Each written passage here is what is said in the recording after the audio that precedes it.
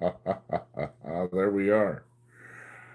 We are live here. I am Jonathan John Von Miller on this Wrestle Love channel, along with Pro Wrestling Guy 1995 from Instagram, Austin Honecker, and we are coming to you with the instant reactions of AEW's Double or Nothing 2025. Mm-hmm.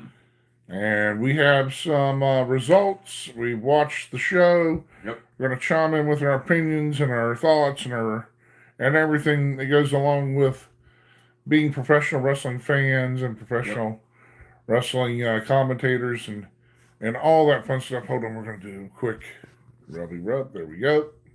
Reset the camera real quick because I think the camera was smudged. That looks a little better. All right, now. So we had a pre-show, and then we had the pay-per-view. Yep. And Austin is the secretary of Wrestle Love. He takes all the notes. He's the brains of the operation during pay-per-view nights. So we're going to go to Austin to start the 0 hour. What we have? 2 matches on the 0 hour. Okay. So match number 1, Austin on the 0 hour of AEW's Double or Nothing. Okay. Match 1, it was Anna Jay and Harley Cameron versus Penelope Ford and Megan Bayne. Now, they had a little bit of a build-up, but not much of a build-up. But the match, it was a great match. But the ending to it, Harley Cameron and Anna Jay went over because Harley Cameron pinned Penelope Ford with a DDT neckbreaker combination. The women seemed really into the match. Really good effort. Really good match to start off the 0 hour. I see nothing wrong with it. It felt really good. Felt really basic, but still exciting. So that's all I've got. Let's move on to match number 2 on the 0 hour. It was a big one. Okay. And match 2, it was Bandito, Commander, Hologram, and AR Fox versus Crew, which are Leo Rush and Action Andretti, and RPG Vice, which are Trent Beretta and Rocky Romero. The match didn't really have any build up to it. It was just a random match put together, but it was an awesome match nonetheless. But the ending to it, Bandito, Commander, Hologram, and AR Fox went over because Bandito pinned Action Andretti with an assisted 21 plex from Bandito, Commander, and Hologram. Basically, it was an 8-man tag. A lot of flippy guys, a lot of flying, a lot of action, a lot of spots. Pretty good energy, pretty good match. Can't complain. I think the good guys got the win. Like Austin said, kind of thrown together. I'm not going to complain. Good match to lead in to AEW's Double or Nothing 2025. Yep, that's what follows the 0 hour. So it opened with match number 1 from AEW's Double or Nothing 2025 was. Okay. For the main show, match 1, it was Mercedes Moné versus Jamie Hayter in an Owen Hart Memorial Cup Tournament women's final match. It was an awesome match. The build up to it was awesome, but the ending to it, Mercedes Moné went over with a DDT small package combination. That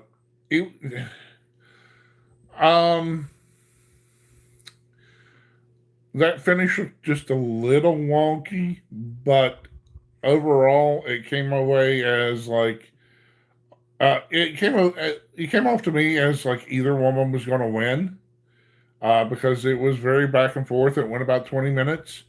Not like super fast paced, but it seemed like they just kept trading moves. One person would hit one thing, another person hit another. Sometimes Mercedes would hit a few moves in succession, and then Jamie would come back and hit something. So there was a lot of moving parts in this match, and the ending, like I said, it came off a little wonky the way she hit the maneuver into the pin, the move into the pin, because I was like, what was that? And then one, two, three. So it was just maybe it was designed to catch you off guard. But if that's what it was, then they did a good job of making it look like a surprise finish. Yep. So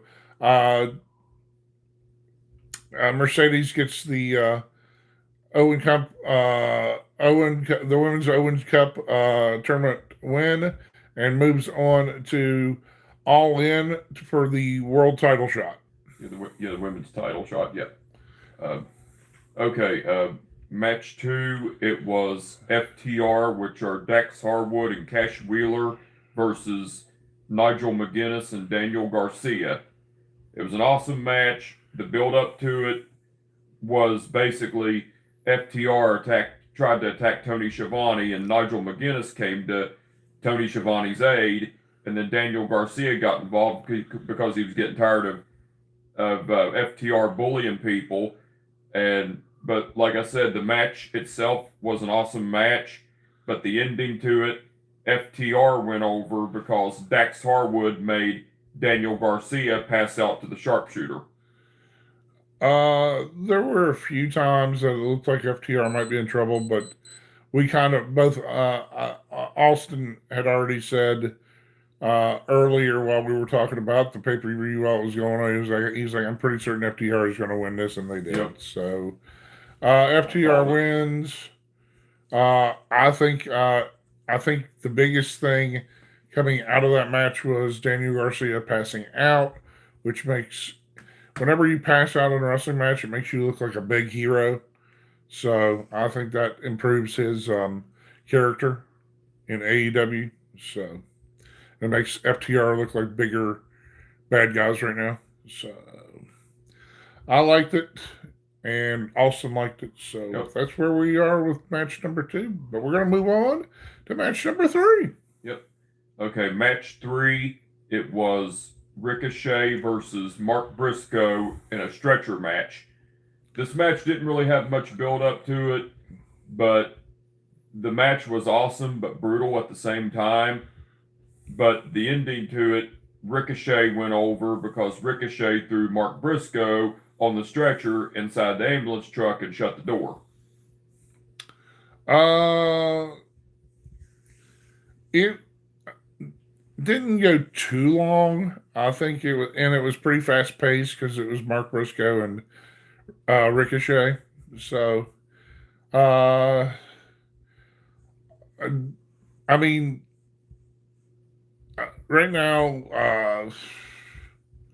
I think this kind of helps Ricochet's character as a heel.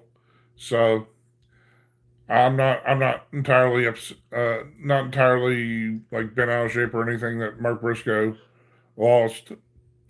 I think it helps Ricochet more than we think. So, yeah, pretty decent match. Not going to complain. Had some thrills, a few little thrills. Even one kind of like false finish where it looked like the match was over sooner than it was, but they wrestled back to the ring and then came back and did the actual finish. So, okay. But that was match 3. On to match 4, Austin. Okay. Match 4, it was the Hurt Syndicate, which are Shelton Benjamin and Bobby Lashley, versus the Sons of Texas, which are Dustin Rhodes and Sammy Guevara, for the AEW Tag Team titles. The build up to this match, the Sons of Texas and Crew faced off in a number 1 contenders match, and the Sons of Texas went over. So basically that was the build up to the match. But it was an awesome match, but the ending to it, the Hurt Syndicate went over and retained the AEW Tag Team titles because Shelton Benjamin pinned Sammy Guevara with a running knee strike super kick combination.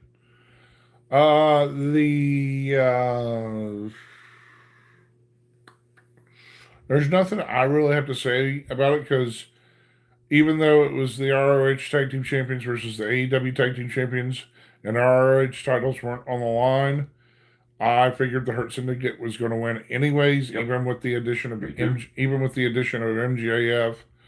They're right now they're the it thing in AEW. So let them ride, let them roll. Yep. Next match, please. Okay, so match 5. Match 5. It was Kazuchika Okada versus Speedball Mike Bailey for the AEW Continental title. Now, there was a little bit of build up to this match, but not much build up. But the match itself was awesome. But the ending to it, Kazuchika Okada went over and retained the AEW Continental title with the Rainmaker. There were a couple times I thought Speedball Mike Bailey might beat Okada, but the way Okada tends to win matches is he will wait and get his opponent not per se in peril, but wait and hit his opponent's will hit his opponent will wait for the opponent to kind of miss something, make a mistake, as they say, and he will hit one big move after another, and usually some kind of setup move for the Rainmaker. It doesn't really matter what it is. It's usually a pretty big move, and then the Rainmaker, and that's basically what he did here. So, excellent match. I thought Speedball Mike Bailey looked really good. One thing Austin is completely annoyed with the Speedball Mike Bailey character is he continues to hit inanimate steel objects and barely sell them, which Austin is like, he doesn't even sell that he kicked a metal post or metal stairs. Yeah. Which, as you can hear in his voice as it shoots up, he's aggravated by it. So yeah. Anyways, that might be the only hiccup that we have from the matches that Speedball Mike Bailey's in. But other than that, it was he's talented. He's talented. He's 4th degree black belt. I mean, who? Yeah, you can't screw. He's legit. So, yeah, really good match. Can't complain. So, what are we up to? Number 6. Yep, match 6. It was Toni Storm versus Mina Shirakawa for the AEW Women's title. Now, Toni Storm and Mina Shirakawa, they have history together. But the build up to this match, Mina Shirakawa won an eliminator match to become number 1 contender to face Toni Storm for the AEW Women's title. Now, it was an awesome match. They put on a clinic, but the ending to it, Toni Storm went over and retained the AEW Women's title with the Storm Zero. I guess my biggest thing was it's 2025. 2 women kissed after the match. Yep. Anything else? Anything else in the match? Well, it was a little back and forth, similar to the other women's match. Yep. Decent pace. There was some stuff that I was like, oh, okay. But yeah, Storm Zero for the win, and AEW Women's Champion moves on to All In to face Mercedes Moné. Yep. Okay. All right, we're to one of the big matches. Yep, we're on match 7.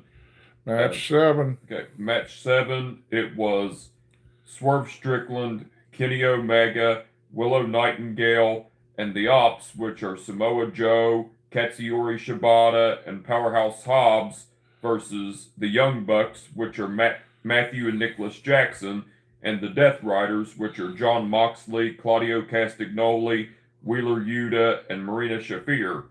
Now, the build-up to this match, the Death Riders and the Elite have been out to take control over AEW in storyline. And and that pretty much everybody on the AEW roster has done their best to try to take him out, but to no avail. But the match itself was awesome.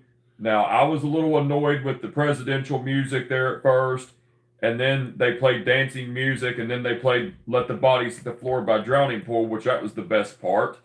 But it was a brutal match, awesome match. Now, Hook did make interference in the match and took out Claudio Castagnoli at one point, then he walked out. Well, Gabe Kidd interfered to help the Death Riders and the Young Bucks, but to no avail. But then Mark Briscoe interfered and evened the odds for the good team. But like I said, it was an awesome but brutal match. But the ending to it, Swerve Strickland pinned Nicholas Jackson with the Swerve Stomp, about the Swerve Stomp with a pair of sneakers with thumbtacks on them. All right, let me clean up some of the stuff Austin just ran us through. First of all, it was kind of hard to watch, even though there were 4 different cameras following all action. Yep. This match was definitely anarchy in the arena and outside the arena at some points. They used a staple gun. They went through tables.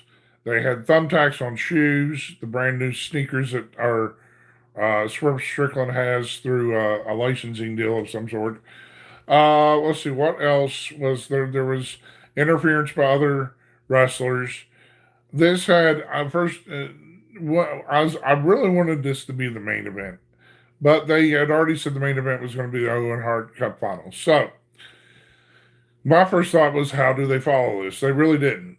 We'll explain that here after I finish describing some more stuff from this match. Okay. One of the things Austin pointed out was the music. At first, I was like the weird revolutionary presidential music I'm doing with the Young Bucks drove us both freaking bonkers. Yeah, it did. I mean, it would. I mean, I was listening. I thought Austin was going to throw something at the TV and break the TV at one point. I was like, just. And then the dance music came on. And then I'm So Excited came on. I'm so excited. Yeah. I'm so excited. I just can't hide it. Austin Honecker doesn't know the song and he doesn't like it. No. I'm gonna throw him out of the house because he doesn't like that song. And then after that, that's when Let the Bodies Hit the Floor by Drowning Pool. So that played for a little bit, and then finally Kenny Omega is like, I think you all know this song. Y'all can sing along to it. So they played it like 3 or 4. They played Let the Bodies Hit the Floor like 3 or 4 times. Yep. And what actually killed the music was them going through a speaker, which was hilarious. Yep. But they pretty much, but it got Let the Bodies Hit the Floor really got the crowd into the match. It really upped the vibe for the match. In fact, it kind of made the song, the wrestling, the audience, it kind of made the whole thing a huge kind of party brawl contained scenario of madness. It was, I know it says anarchy in the arena, but for a few minutes during that, it was completely bizarro world madness. I mean, the stuff. I mean, there was stuff. At one point, there was a forklift involved. Yep. The Swerve jumped off a forklift onto the stage, hitting the Swerve Stomp on the Jacksons. I mean, like I said, it was hard to even keep up with what was going on. Even Tony Schiavone said it a few times. He's like, how do we even call this? And well, I figure a few times the commentators' eyes probably went cross-eyed or probably went in 2 different directions because they had 4 cameras and you couldn't watch all of it. So, but it was definitely the match of the night. Definitely. Yep. It was out there. And like Austin said, Swerve put one of the Jacksons away, with Nicholas. Nicholas Jackson away, with a swerve stomp to his face with thumbtacks on his sneakers, brand new sneakers. Yep. I don't, I don't, and my instant thought was, how do you even follow that? You don't. There are two more matches that we're going to discuss, Okay. and they do not live up to this match. They are okay. They are good matches, but they don't live up to what we watched on this match. So let's cover them, Austin. Okay. Match 8, it was the Don Callis family, which are Konosuke Takeshita, Kyle Fletcher, and Josh Alexander versus Paragon, which are Adam Cole, Kyle O'Reilly, and Roderick Strong. Now, there was not much build up to this match. It was basically just the build up was Adam Cole issuing a challenge to the Don Callis family. But the match was awesome itself, but the ending to it, the Don Callis family went over because Kyle Fletcher pinned Kyle O'Reilly with the Brainbuster.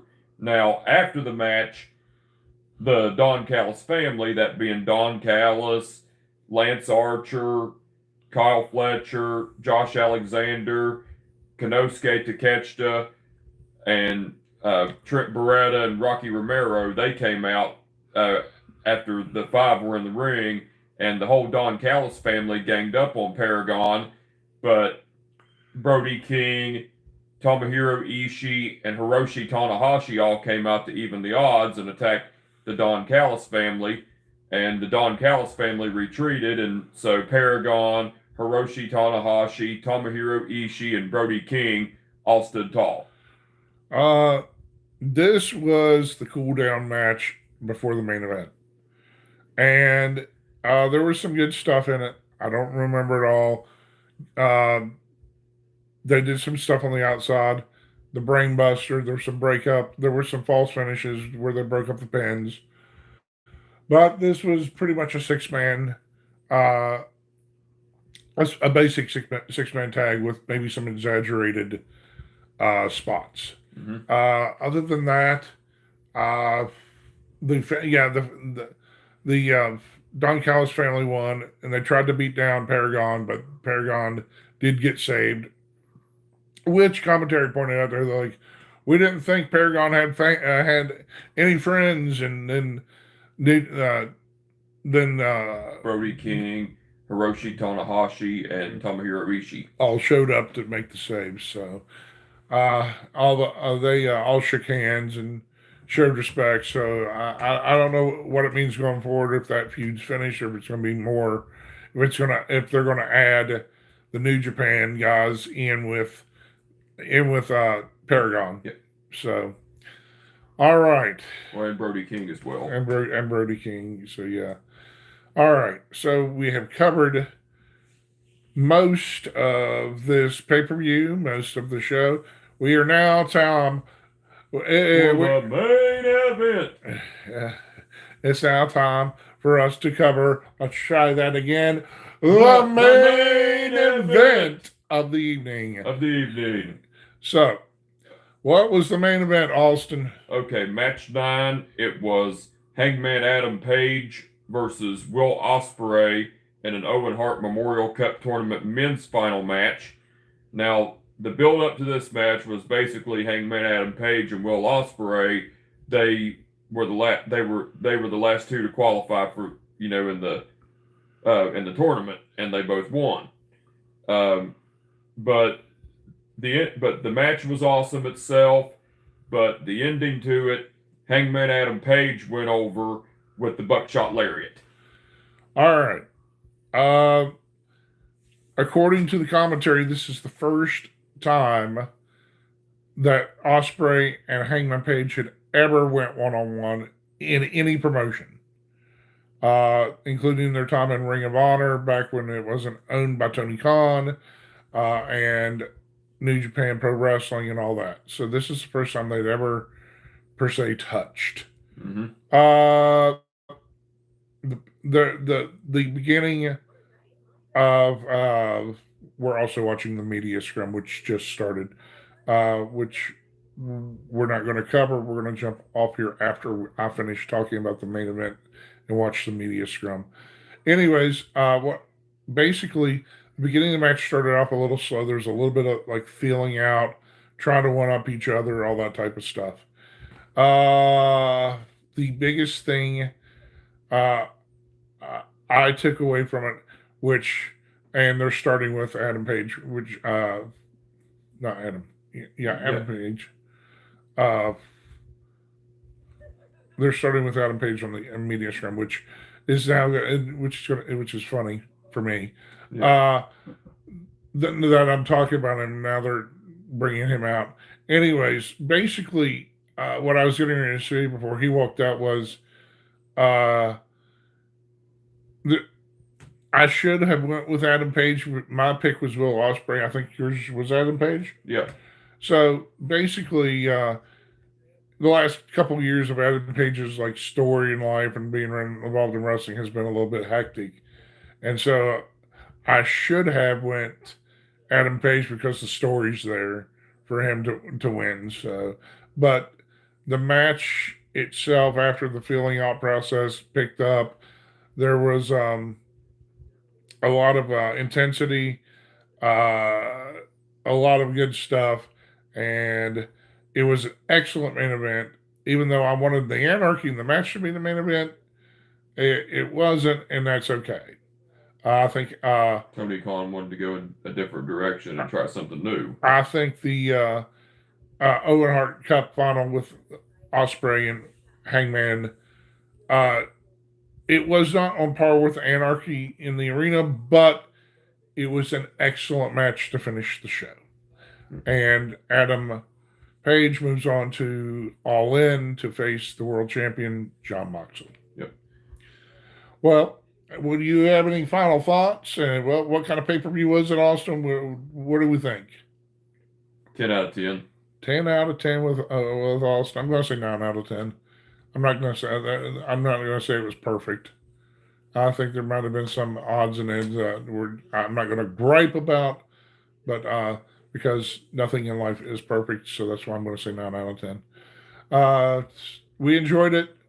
Let's see. When's our next time we're going to jump on a long couple of weeks, maybe? Well, June 7th. The next pay-per-view is June 7th. That's WWE Money in the Bank, but we won't be able to watch it because we'll be busy that day going to an indie show that we're not booked for called All-Star Wrestling Bash and Beckley.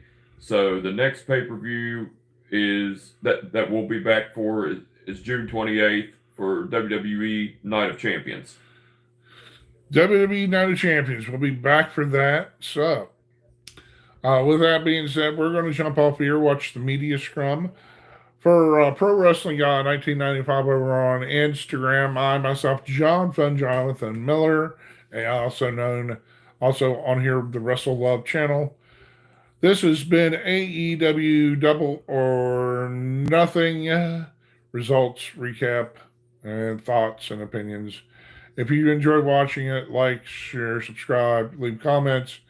We thank you for supporting myself and Austin here on the channel. Yep. You stay blessed out there, and we'll be back with more wrestling coverage whenever we can watch as much wrestling as we want.